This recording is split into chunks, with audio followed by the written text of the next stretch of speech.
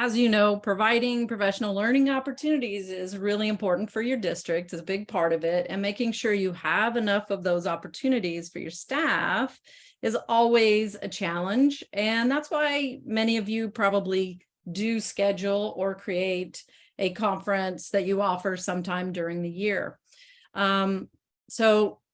Actually, if we were all in the same room, I would ask for a show of hands, or you can, if you want to use your virtual hands, you can do that as well. But if any of you have ever experienced sitting in a room full of several people, you got sticky notes, you're putting them up on the walls, you've got maybe a big piece of butcher paper, or maybe you have your sticky notes on the butcher paper because they don't stick to the cinder block walls or whatever. Or maybe you've got a Google spreadsheet that you're working on and everybody is working together, kind of collaborating on that. That was something that I remember very dearly doing in my former district, is sitting around kind of planning out those conferences. And it is the logistics of planning a conference are overwhelming. There's, you've got to identify your topics, instructors, locations. There's a lot. And so being able to easily tap some team members and get them to help you out is really important. And so when we looked at the conference tool, we started talking about it. That was top of mind for me, is how can we create a situation where we can almost replicate these kind of actions that you're taking in your conferences now, that the way you're planning, how you're planning. And so that was really, really important to us, and making sure that you had the ability to invite people to help contribute or help you build a conference is important. So those kinds of things you'll see throughout. And I love the fact that we took those experiences that we had, we tried to put them in a way where, dragging and dropping in your calendar, it's kind of like moving those stickies around, or viewing in different ways, like your room locations. If you guys have a big, like a high school or something, you've got lots of rooms you're dealing with, you may want to put those out. So there's an option to actually look at your schedule with the view of just the location. So hopefully you will see a lot of that throughout the conference tool, kind of how we took those experiences and kind of put them together. And hopefully it's a great experience for you. So let's look at an example of our single day conference. So this is a view. Thinking of your single day conference, this is something that you might do on your in-service day, your professional development day. This could be on a Saturday, or something that you want to spend an entire day so you can have comp time later or whatever. So this is just an example of what that might look like on that single day calendar. You'll notice you have your intro, there's a breakfast, you can even put breakfast time, you can have your keynote speaker, and notice in the 10 o'clock and 11 o'clock hour, you have multiple things in that same time frame. So this would be the advantage of being able to view this by a room location, so you could see where those all are taking place, and you can drag and drop and move them around. So I absolutely, I love this interface. So that's your single day conference. You might want to plan bigger, go home. You may want to have something in the summer and offer maybe a week-long summer camp. That was one of the things, that was really what we typically planned in our former district.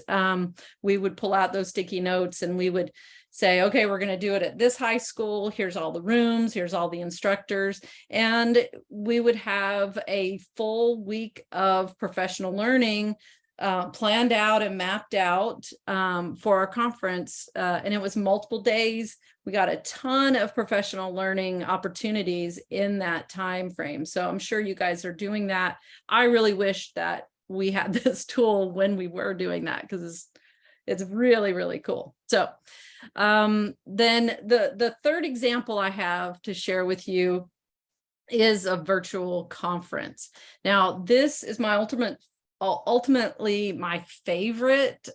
We did roll conferences, the new tool, out in 2020. So we were right in the thick of the virtual world. Everybody was learning how to Zoom and connect via video. And so when we released, it was like one of those things like, yep, we've got to make sure we have a space to include a link to the virtual meeting so that people could easily have that in place so they could connect and have these virtual conferences. We were still at that stage where we weren't sure about big groups coming together. So this was perfect timing. And we had several districts that used this tool for their virtual conferences and even gave the feedback that surprisingly, they had better attendance in the virtual conference than they have in their past years that they've done it face to face. So they were also thinking of, let's keep doing it virtually because it's less planning. We don't have to have a building. We don't have to make sure the AC's turned on at the building because that's something we always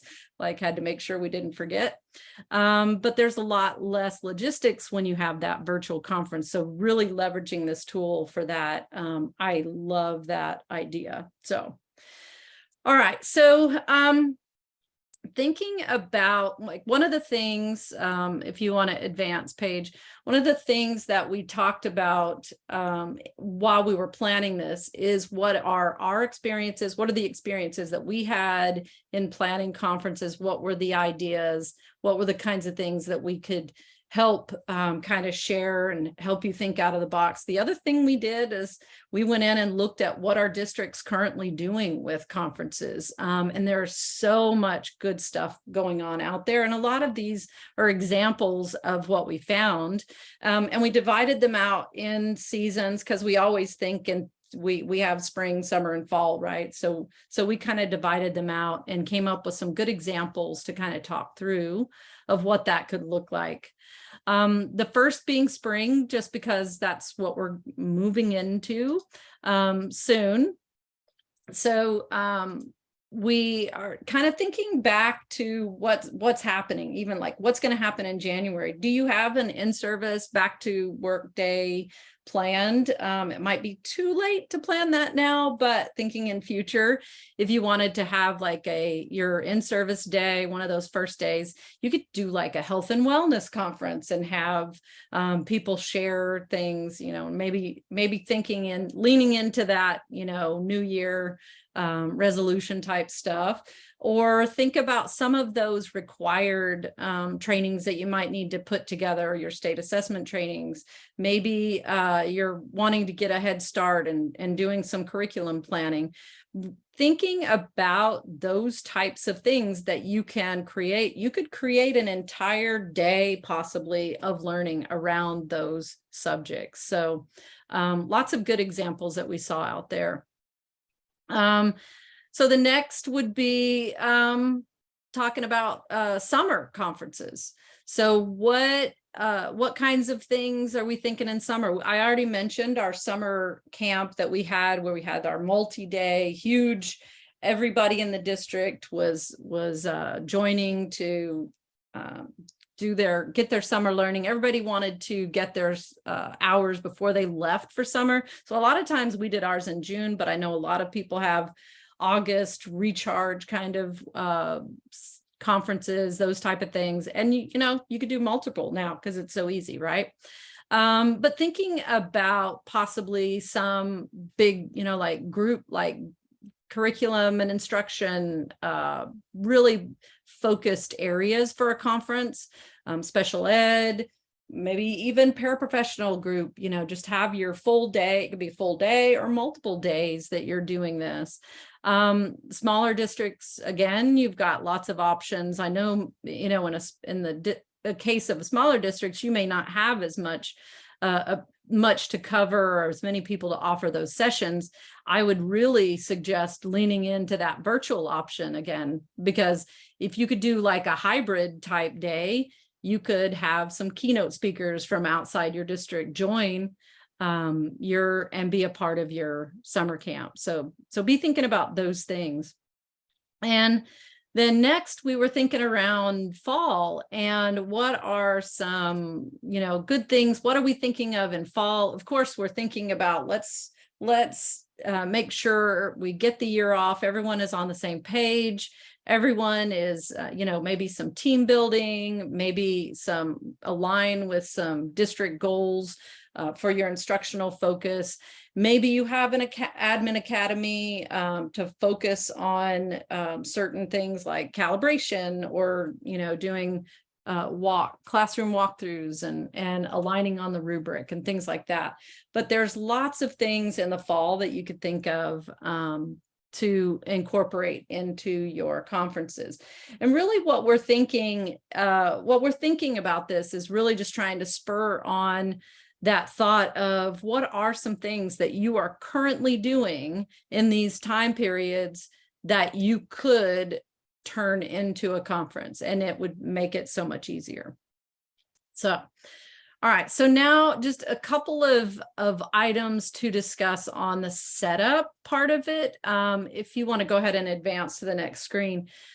So most of the setup is done in workshop settings, but you do have to have some roles and rights set up. So notice, and we don't actually have it circled on here, but there is a right for managing conferences. So you can give somebody a managed conference right. And what that does is they have the ability to create and manage all parts of the conference.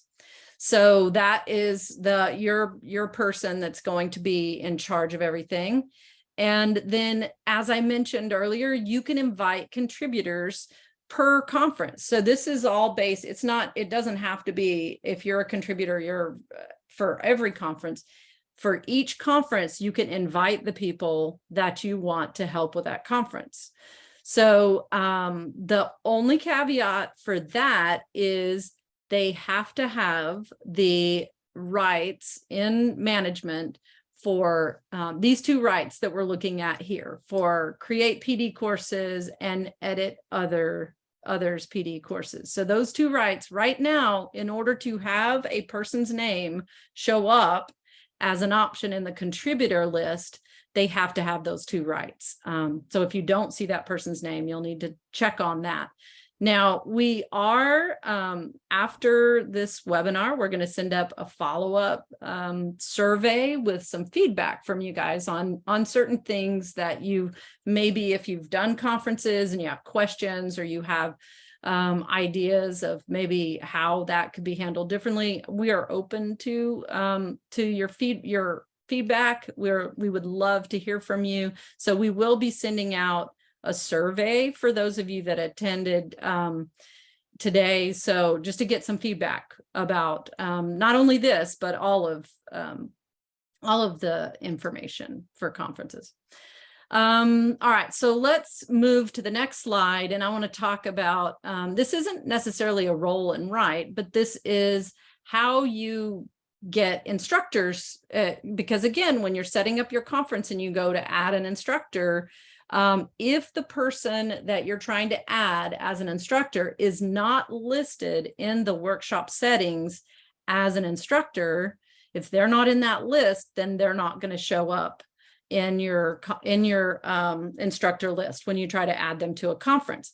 So just one thing to keep in mind, a lot of the settings for conferences are based off of the current PD settings. So for example, locations, when you're trying to add locations to your conference, the locations have to be in this list in your workshop settings in order for them to show up as a location option, right? So same thing, your credit types, etc. So all of that is connected to the workshop settings. So that's where you're going to set up your conferences. So, okay, so now to the good stuff. I'm going to pass it off to Paige, and she's going to talk to you about what it's like to participate in a conference and what that looks like.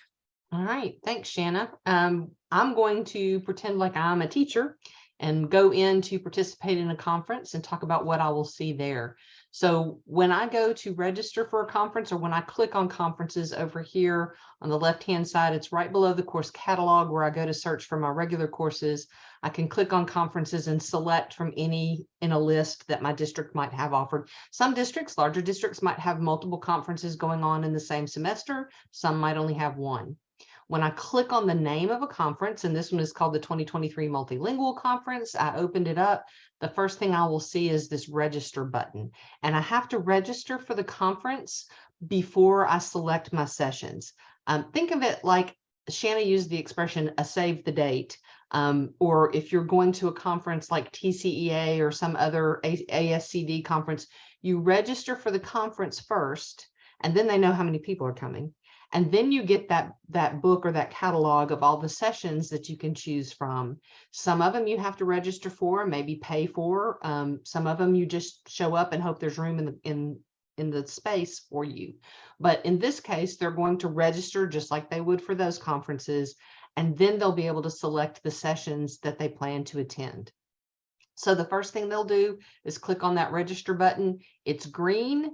As soon as I move to the next slide, you'll see that once I've clicked on register, that button will be grayed out and it'll say unregister, so I can take myself out if I change my mind.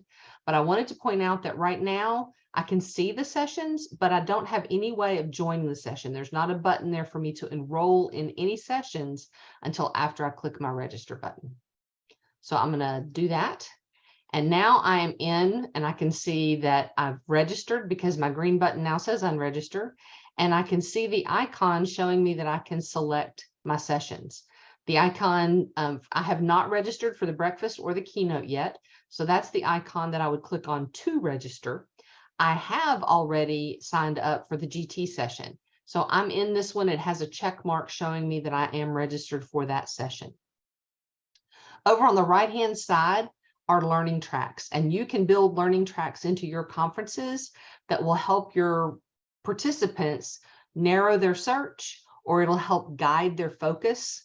If I see a learning track over there that applies to me specifically, then I can narrow down the list of sessions to only those ones that apply to me. So it might be, there's a variety of different ways you can set that up, but that will show me over here, and whatever I check, it will narrow down my list of choices to just the things that are related to that learning track.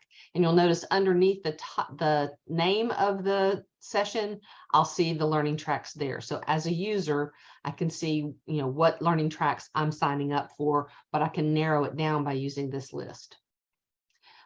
You can only register for one session per time slot because you can only attend one per time slot. So once you select something, the enroll button will be grayed out for the other options in that same time slot. If I change my mind, I can always click on the one that I'm enrolled in, and that will take me back out and free me up to pick something else in that time slot. Okay, so I have signed up for some things. You'll notice now I have 3 sessions that I'm registered for, and I'm seeing only the sessions that I'm registered for because I'm using a thing called Show Only My Schedule. So there's a little toggle here. There's one above the learning tracks. There's also one above the schedule. They're connected. So when I click on one, it toggles for the other.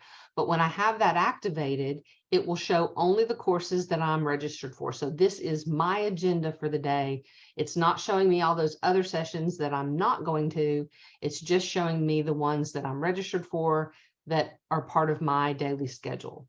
And that's very helpful for your users. They've gone through the whole list. They've picked the things that they want that apply to the learning tracks they need. But now I just want to know, where am I supposed to go at 8:30? Where am I supposed to go at 9 o'clock? And this is going to tell me my specific schedule. Okay.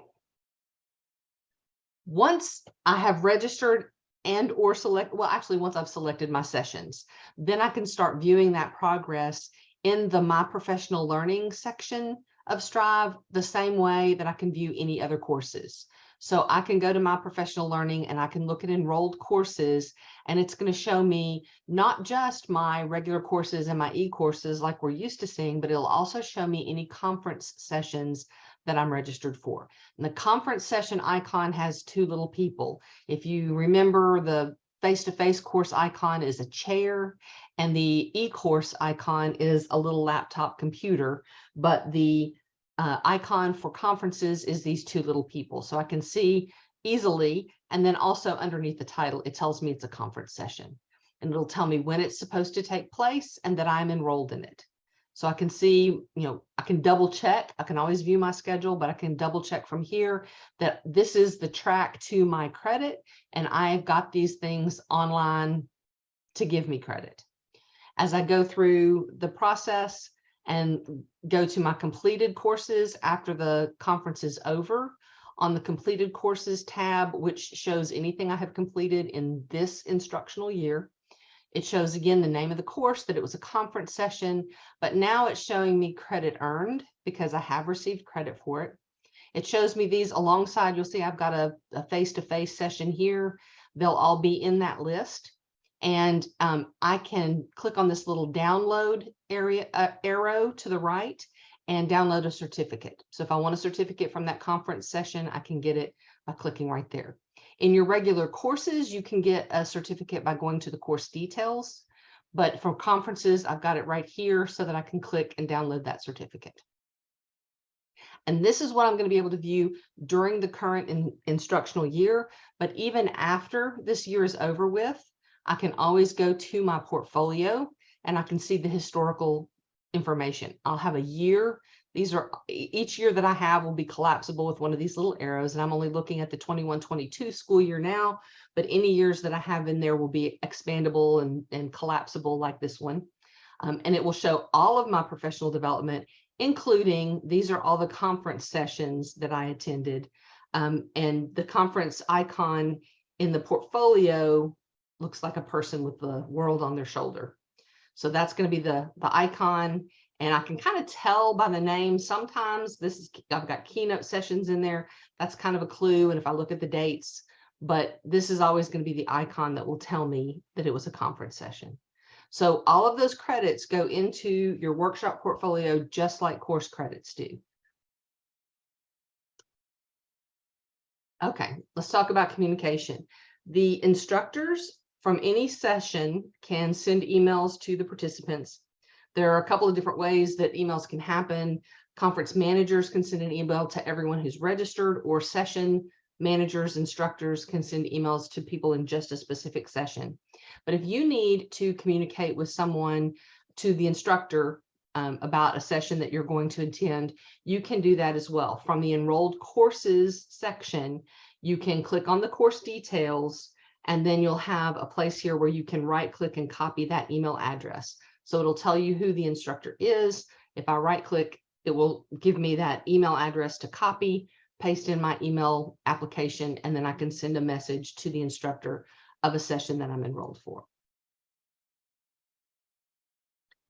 So those are the things that I'm going to see as an end user. It's really easy for them to go in and find a conference that's being offered, and also to see all of those conference sessions in one place. I'm going to peek at the chat. Shanna and Tara, are there any questions I need to address right now? I think we've been able to handle everything Okay. so far. A couple of the questions have been on some things that getting additional information that might not be on the screens that you've shown, but I think later in the presentation, we have an image that will show where some more details like the description and room location are for those attendees. Absolutely. Okay, well, let's jump into that section of our presentation today. We're going to talk about some best practices, some things that will help you set up a successful conference and make it easy on your team as you're building the conference. So one thing to think about is, and Shanna mentioned this earlier, the list of locations for the conference comes from the workshop settings. So sometimes for regular courses, districts might have only the campuses listed in their training location. And if somebody shows up for a course, somebody in the front office knows where to send them because they know what room has been reserved on that campus. But with a conference, you're going to have multiple rooms. It's going to be harder to direct everybody. So it's helpful if you have your list of locations set up with individual rooms at each campus. And then when you go in to build the conference, you can limit that list to just the building where the conference is being held, or just the specific rooms that you want the conference sessions to be in. So your big list for all of workshop needs to contain all the rooms that you might want to assign to a conference. And I would want to set them out. You can see I have, I think 5 rooms here at Baxter Elementary. I have more than that at Bayside High School. That might be a campus that I select for a conference because I've got lots of rooms to use. But I want to make sure that my locations list, which is in workshop settings, is set up so that I can include the rooms that I want to have in my conference or have used for my conference. Another recommendation would be to add virtual rooms to your locations list. If you're going to have some virtual sessions, it's helpful to have those rooms in there so that you have a room to assign. And that's sort of a clue to users when they look at the course details that it is a virtual course.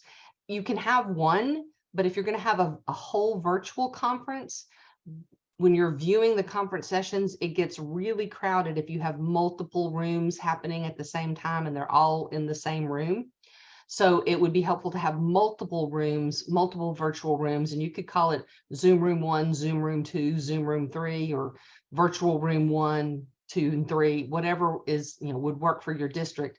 But to have some locations in this list in workshop settings that you could use for those virtual sessions.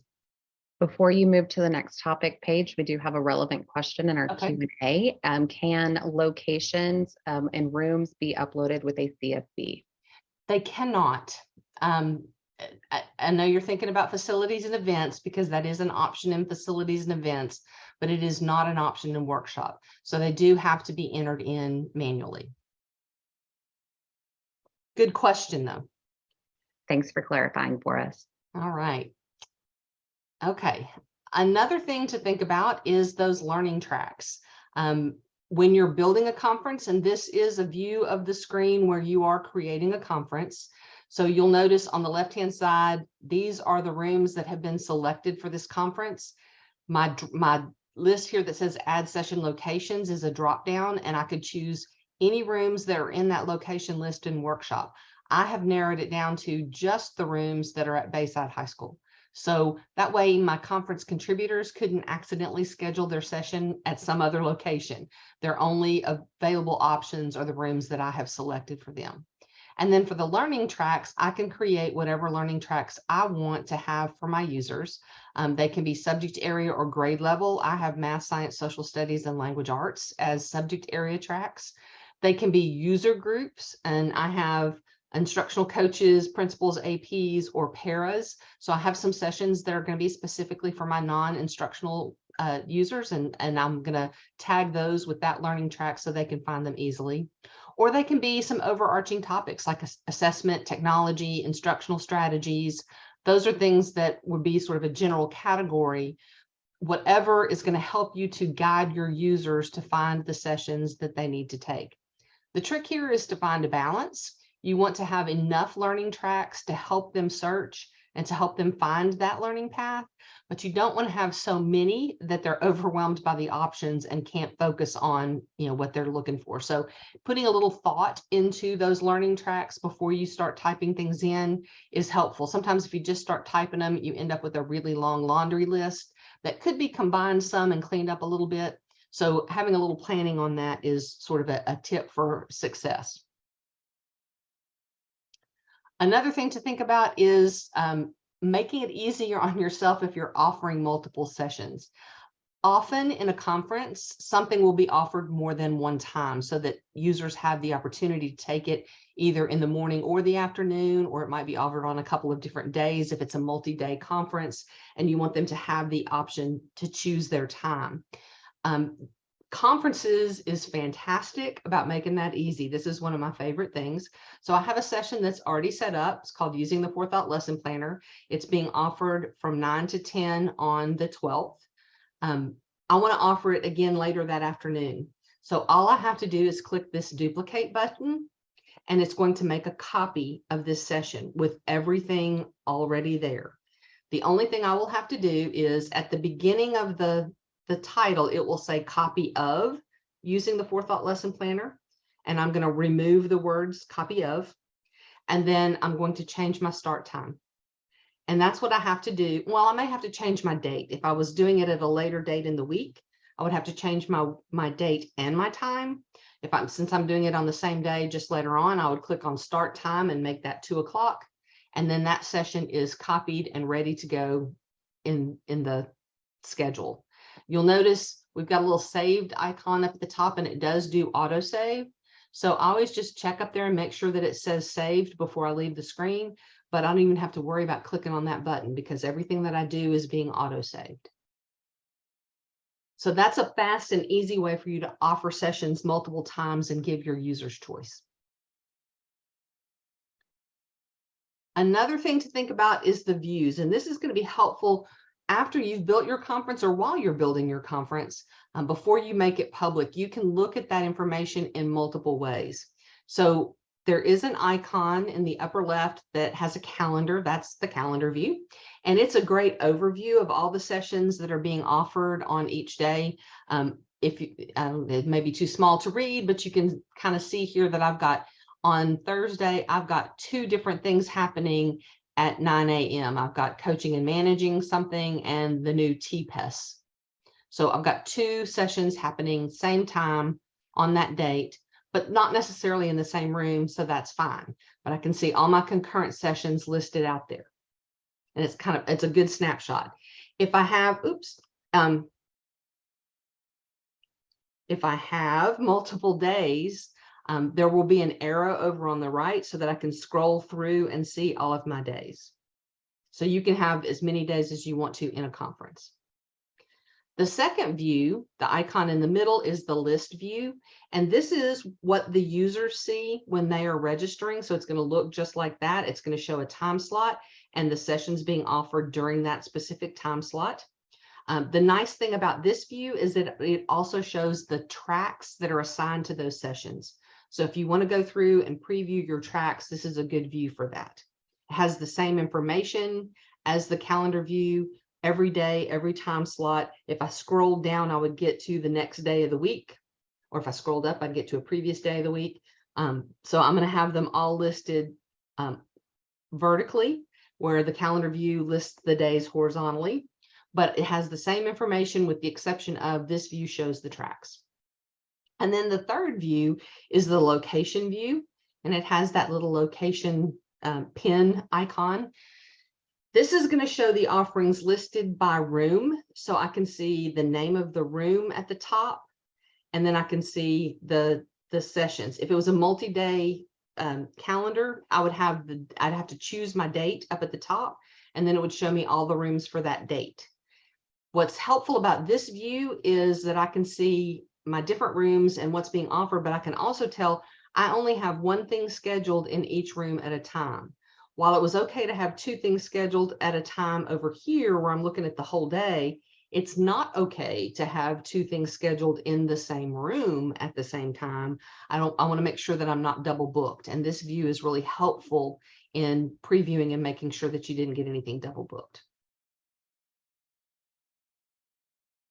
Another thing to think about is those virtual sessions. And Shannon was talking about this earlier, how we have all become accustomed to doing things virtually, and especially for small districts, but even some of the large ones, being able to bring someone in virtually rather than bringing them in live and in person to have a guest speaker is helpful. And that could be one of the sessions that you offer. When you're doing that, a couple of things. When you're creating that course, you have a place here for the room, and that's where I would select that Zoom meeting room or whatever you name those virtual rooms. I would want to put that room here and not just leave that blank. And then I also want to put the actual link. So go ahead and book the room, schedule it, get your address so that you have the link in there when people register for the course, because then this bottom screenshot is what they will see when they click on the course in their schedule, and it will have the link. So I can just go in, I'm on my computer, I'm looking at my schedule, I'll click on the time slot for right now and click on join that virtual session, and I'm in. They don't have to go and find a confirmation email, or you don't have to send out an email reminding them of how to access the session. They've got it right there, and it's easy to do. Another thing to think about is managing the enrollment and the credits. And I saw a question in the chat, I think earlier, about credits. And this is where an instructor would go after the session is over with. I'm going to go into the session itself, and I'm going to click on the enrollments tab up here at the top. And I'll be able to see the list of all the people that are enrolled that attended my session. Their enrolled is already active. Right now, grant credit is not active because this session hasn't happened yet. So as soon as the session is passed, then I will have a green grant credit button, and I'll be able to grant that credit. Both before and after, I will have access to these buttons to the left of my grant credit. The one is a standard copy icon, will allow you to copy the email addresses, and you'll just get a list of all your attendees and their email addresses so that you could do whatever you need to do with that. It's one way that you could email people, but you could save it for your records or however you want to use that if you just need a copy of the list. I can also email my participants by clicking on the envelope. That's going to send a direct email, and I can send whatever message I need. I can print a sign-in sheet with the printer icon. So if this is a face-to-face session, I can print that out ahead of time. It will take all of my registrants and put them on a list, and they'll have a place where they can sign. And then the last option is to download the email list. So if I want a spreadsheet of the emails, then I can use this download button to get that. So I have several ways that I can use this information to communicate with my people who were in my session. At the conference level, I don't have a way to email conference registrants directly. They can be emailed directly from within a session, but I do have the ability to download my email list at the conference level, and then I could use that email list to send an email to everybody who's registered for the conference. So the envelope button is only available at the session level, but that communication is available both at session and conference level. And then again, after my green button or my credit button turns green and I click on it, it will grant mass grant credit. So everybody who's in there and enrolled will get credit if I click that button, or I can go in and toggle on the attendance and grant or deny credit as needed. So if I have some people who registered but didn't show up, I can handle those here by toggling on and off.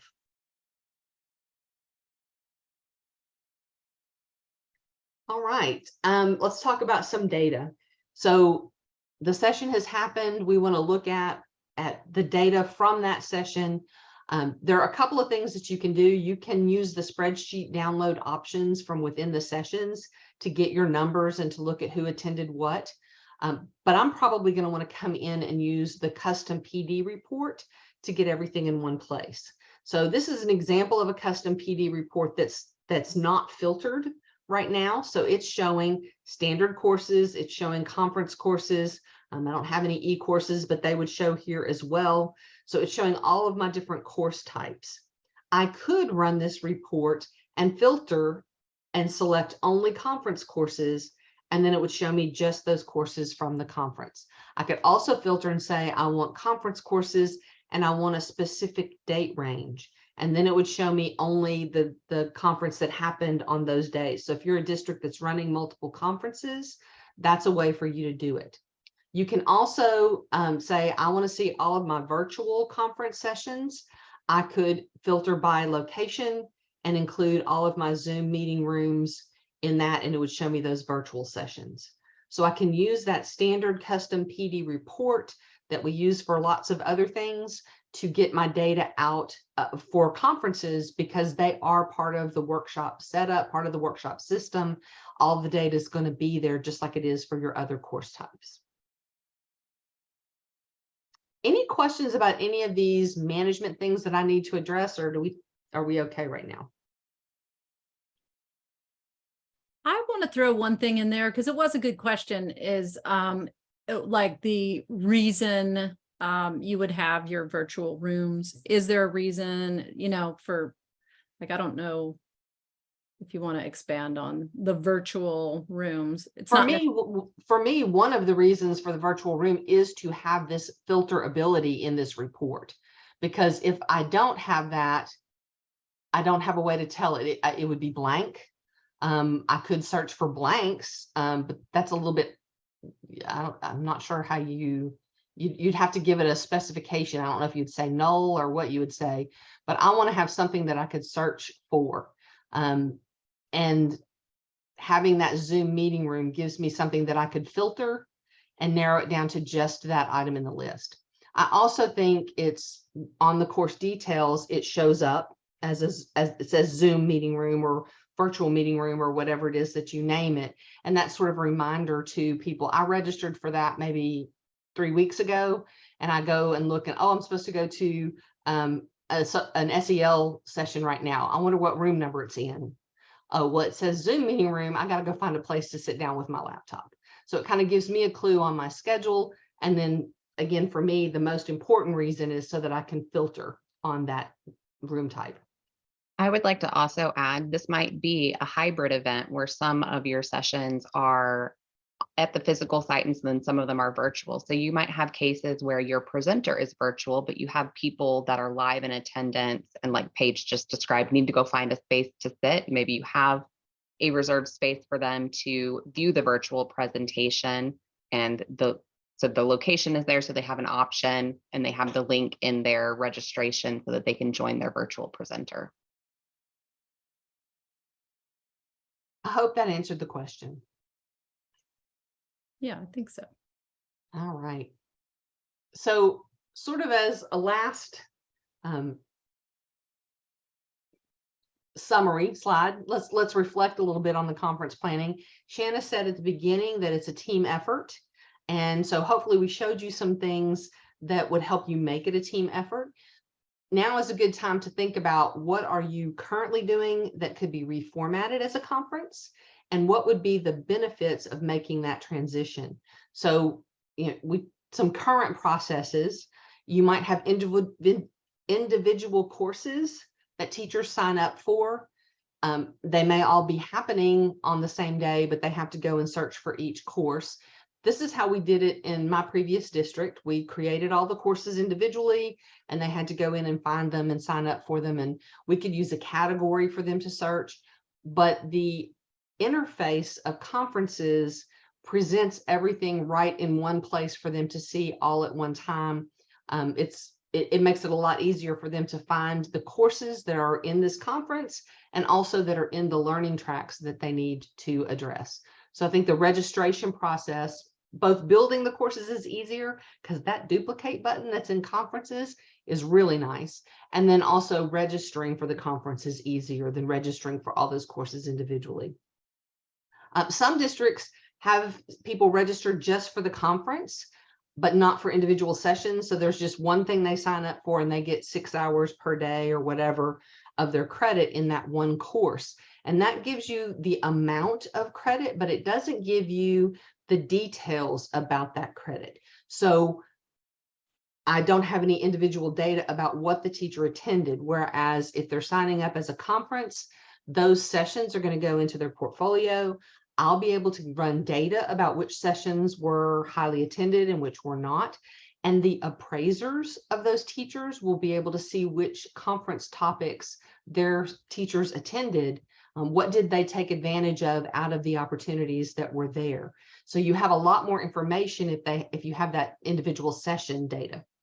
Or some districts have never done conferences at all. And so this might be a new way to think about formatting, especially those PD days, back to school after Christmas.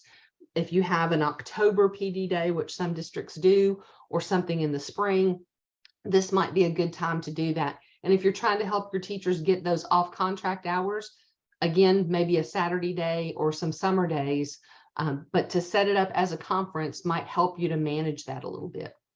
The benefits, I think I've said, easier session creation, one-stop shopping for the users. It is a team effort because you can assign those contributors and those contributors can build their own sessions. So it's not one person having to enter all the information into a system or build the spreadsheet.